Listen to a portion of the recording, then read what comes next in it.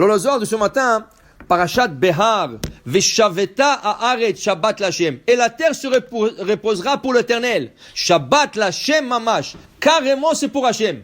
La mitzvah de reposer la terre, c'est pour Hashem. C'est pas une question de reposer la terre parce que la terre doit se reposer. C'est sûr que dans le fermier te dit que de temps en temps, il faut laisser reposer la terre. Par exemple, vous savez que dans des champs de blé, pour reposer un champ de blé, qu'est-ce qu'ils font? Ils veulent reposer le champ, mais ils ne veulent pas perdre aussi la saison. Qu'est-ce qu'ils plantent à la place du blé? Quand ils veulent reposer le champ, après qu'il a donné du blé, qu'est-ce qu'ils posent? Qu'est-ce qu'ils plantent? La canola. Le grain de canola. Le grain de canola, c'est un grain qui pose dans la terre pour reposer la terre. Pourquoi? Parce que la canola, ça prend moins de force de la terre, moins de minéraux. Alors, il pose la canola et tu n'as pas perdu. Tu as eu la canola, de la canola tu fais de l'huile. Okay? Alors tu as une production d'huile. Mais ça a fait reposer la terre. Mais ce que la Torah dit dans la paracha cette semaine, la terre travaillera 6 ans et la Shivit Shabbat Lashem. Vers Abishon Bar Yochai, Shabbat Lashem Mamash. Ne dis pas que la terre se repose pour se reposer. Non.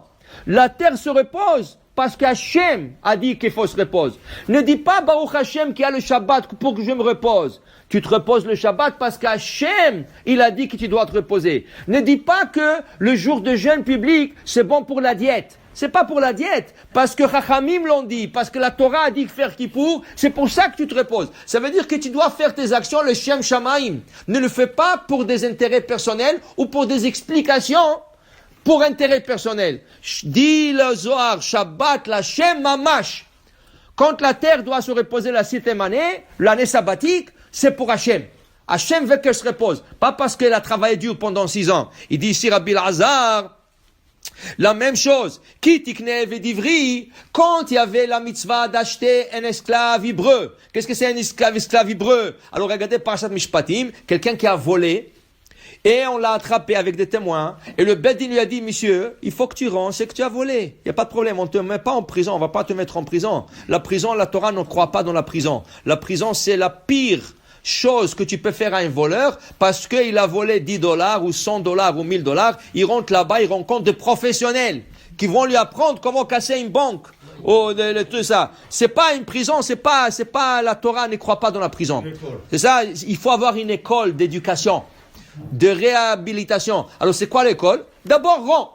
Rends qu'est-ce que tu as volé? Et il dit non, je le dépensais déjà. Tu as dépensé, tu vas être vendu 6 ans comme esclave dans une maison super ultra orthodoxe. Parce que toi, si tu as volé, ça veut dire que tu fais pas Shabbat. Parce que si tu aurais fait Shabbat, tu n'aurais pas volé. Toi, tu fais pas certaines choses. Alors dans ce cas, on va te vendre dans une maison qui vont t'éduquer, te réhabiliter ton judaïsme. Okay? Alors ici, Sheshanim Ya'avod. Combien des années? 6 ans. 6 ans, ou Bashevit Itzechovshi. Encore la 7e. Qu'est-ce que tu dis? Non, il a trop travaillé. 6 ans, c'est trop. Non. C'est la Torah qui a décrété 6 ans, et il sortira. Maintenant, la Torah n'a pas dit il a volé $100 ou $1000 ou 1 million. Que tu as volé $100 ou $1 million, si tu n'as pas à payer, tu es vendu pour 6 ans. Même pour $100 ou même pour $1, tu ne peux pas le rendre, tu vas être vendu pour 6 ans. Okay? Qui c'est qui a décidé ça? Hachem. Hachem a décidé ça. C'est la loi de la Torah. Et tu n'as pas à venir à dire, hey, c'est trop là, tu exagères là, pour $1, tu vas le vendre pour 6 ans. Hey.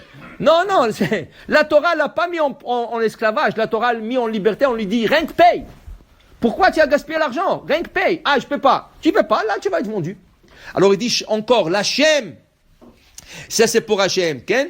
Alors il dit ici, tout ce qu'on fait, toutes nos actions qu'on fait, les ma'an Hachem, on le fait au nom d'Hachem. C'est ça? Et après l'année sabbatique, après un cycle de 7 ans, qu'est-ce qui vient? Une autre année. Un autre cycle. Et un autre cycle. Et un autre cycle. 7 cycles comme ça de 7, ça fait 49.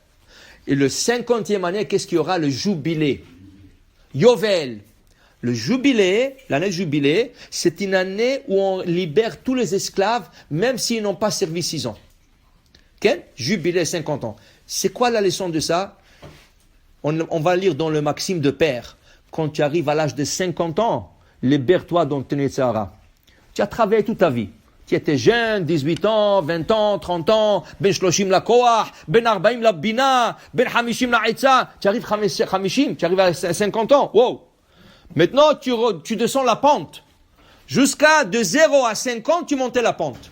Ta vie était en escalade. Tu montais. À 50 ans, tu stagnes, et là, la pente commence à descendre. Yemesh noten shevim shana, vim bigmurot, shemonim shana. Dans ce cas, commence à réfléchir comment avoir la liberté, le jubilé. Yovelhi, laisse les tzaras, laisse toutes les tentations du monde, et commence à préparer les mondes futurs. Okay? Alors ça, c'est qui c'est qui a... Ça, c'est Hachem. Mais si tu regardes les choses qu'Hachem écrit dans la Torah, tu vas comprendre que chaque chose, elle a un sens magnifique, un sens extraordinaire. Alors, Vekad mistaklim bemilikula, dit le Zohar. Et quand tu regardes toutes les choses, alors là, on comprend qu'est-ce qu'Hachem nous a donné. Yetzel ha'chofshi chinam. Là, tu sors en liberté, tu te libères de toutes les mauvaises pensées, tu te libères de toutes les mauvaises actions, de tous les tzaras, et tu arrives à la vraie liberté, qui est la liberté de la Torah, comme on dit, en ben horin, et la mishosek batorah. Dans le Matan Torah, c'est écrit, harut ala luchot. Les 10 commandements étaient gravés sur le table de la loi. Mais le mot harut, c'est sans le point, on peut l'écrire cherut. Cherut, c'est la liberté. C'est lui qui applique la Torah à la liberté. Okay? Alors, quand tu appliques, c'est là que tu as la vraie liberté. Baruch Adonai le'olam. Amen ve'amen. Lelu nishmat Yitzhak barachma. Rabbi Hanan kasher ratzah kadosh baruch hu lezakot Israel. K'amar Torah tzvot shenemar. Adonai hafez leman tzidko. Yagdil Torah ve'adir.